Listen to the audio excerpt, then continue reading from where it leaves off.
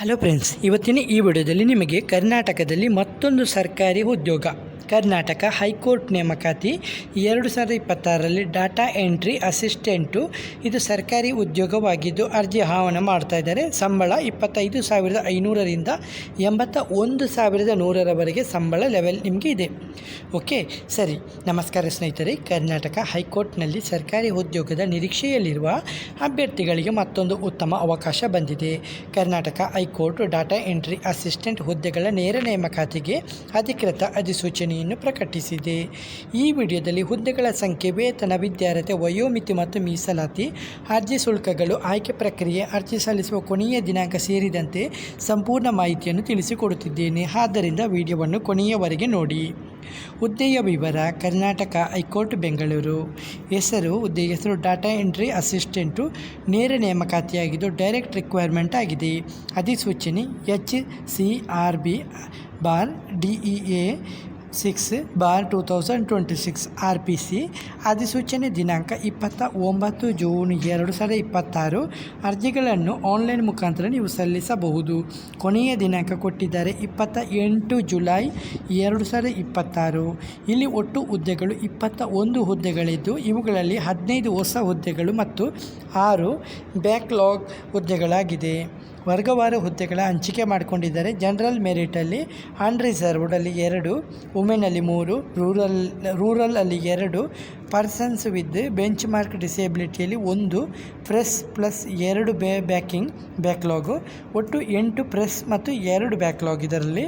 ಮತ್ತು ಶೆಡ್ಯೂಲ್ಡ್ ಕಾಸ್ಟಲ್ಲಿ ಬ್ಯಾಕ್ಲಾಗಲ್ಲಿ ರೂರಲಲ್ಲಿ 1, ಪರ್ಸನ್ ಮತ್ತು ಡಿಸೇಬಿಲಿಟಿ 1, ಒಟ್ಟು 2 ಬ್ಯಾಕ್ಲಾಗು. ಮತ್ತು ಫ್ರೆಶ್ ಕ್ಯಾಟ್ಲಾಗ್ ಎಯಲ್ಲಿ 1, ಕ್ಯಾಟಗರಿ ಬಿಯಲ್ಲಿ, ಕ್ಯಾಟಗರಿ ಎಯಲ್ಲಿ 1, ಕ್ಯಾಟಗರಿ ಬಿಯಲ್ಲಿ 1, ಒಟ್ಟು 2 ಫ್ರೆಶ್. ಹಾಗೆ ಶೆಡ್ಯೂಲ್ಡ್ ಕಾಸ್ಟ್ ಕ್ಯಾಟಗರಿ ಸಿಯಲ್ಲಿ MBC 1 ಮತ್ತು ಶೆಡ್ಯೂಲ್ಡ್ ಟ್ರೈಬ್ ಈ ಅಧಿಸೂಚನೆಯಲ್ಲಿ ಯಾವುದೇ ಹುದ್ದೆ ಕೊಟ್ಟಿಲ್ಲ ಇವರು. ಕ್ಯಾಟಗರಿ 1ರಲ್ಲಿ ರೂರಲ್ಲು 1 ಹುದ್ದೆ ಬ್ಯಾಕ್ಲಾಗಲ್ಲಿ.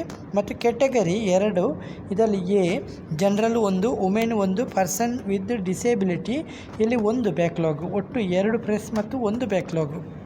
ಕ್ಯಾಟಗರಿ 2 ಬಿಯಲ್ಲಿ ಜನರಲ್ 1 ಹುದ್ದೆ. ಹಾಗೆ ಕ್ಯಾಟಗರಿ 3 ಎಯಲ್ಲಿ ಹುದ್ದೆ ಇಲ್ಲ. ಕ್ಯಾಟಗರಿ 3 ಬಿಯಲ್ಲಿ ಜನರಲ್ 1 ಹುದ್ದೆ ಇದೆ. ಒಟ್ಟು ಫ್ರೆಶ್ ಪೋಸ್ಟು 15, ಬ್ಯಾಕ್ಲಾಗ್ ಪೋಸ್ಟು 6, ಒಟ್ಟು 21 ಹುದ್ದೆಗಳು.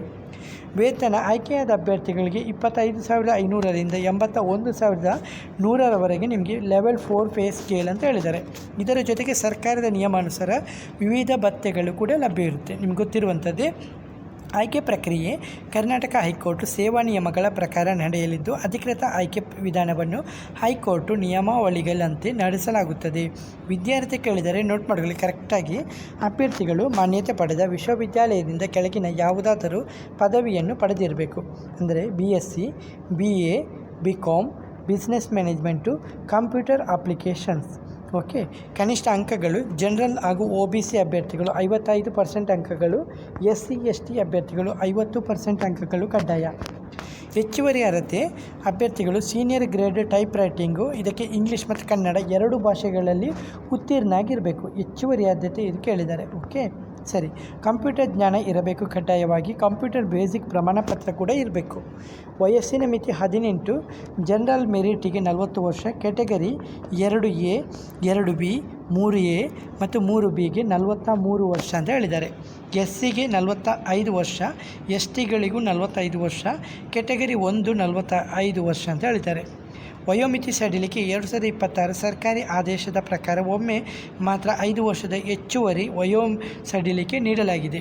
ಅರ್ಜಿ ಶುಲ್ಕಗಳು: ಜನರಲ್ ಮೆರಿಟಿಗೆ 350 ರೂಪಾಯಿ, ಕ್ಯಾಟಗರಿ 2Aಯಲ್ಲಿ 350 ರೂಪಾಯಿ, ಕ್ಯಾಟಗರಿ 2Bಯಲ್ಲಿ 350 ರೂಪಾಯಿ, ಕ್ಯಾಟಗರಿ 3Aಯಲ್ಲಿ 350 ರೂಪಾಯಿ, ಕ್ಯಾಟಗರಿ 3Bಯಲ್ಲಿ 350, SCಯಲ್ಲಿ 200, SCಗಳಿಗೆ, STಗಳಿಗೆ 200, SC ST 200 ಮತ್ತು category 1 200, persons with bench mark disability 200. ಅರ್ಜಿ ಶುಲ್ಕವನ್ನು state bank of India online payment gateway ಮೂಲಕ ಪಾವತಿಸಬೇಕಂತ ನೋಟ್ ಮಾಡ್ಕೊಳ್ಳಿ. ಓಕೆ, ನೋಟ್ ಮಾಡ್ಕೊಳ್ಳಿ. ನೀವು ಅರ್ಜಿ ಶುಲ್ಕವನ್ನು ಪಾವತಿಸುವಾಗ ನೋಟ್ ಮಾಡ್ಕೊಂಡು ಇದು ಮಾಡ್ಕೊಳ್ಳಿ. ಅಂಗವಿಕಲರ ಅಭ್ಯರ್ಥಿಗಳಿಗೆ ಮೀಸಲಾತಿ: ಈ ಅಧಿಸೂಚನೆಯಲ್ಲಿ ಕೆಳಗಿನ ವಿಭಾಗಗಳಿಗೆ ಮೀಸಲಾತಿ ನೀಡಿದೆ.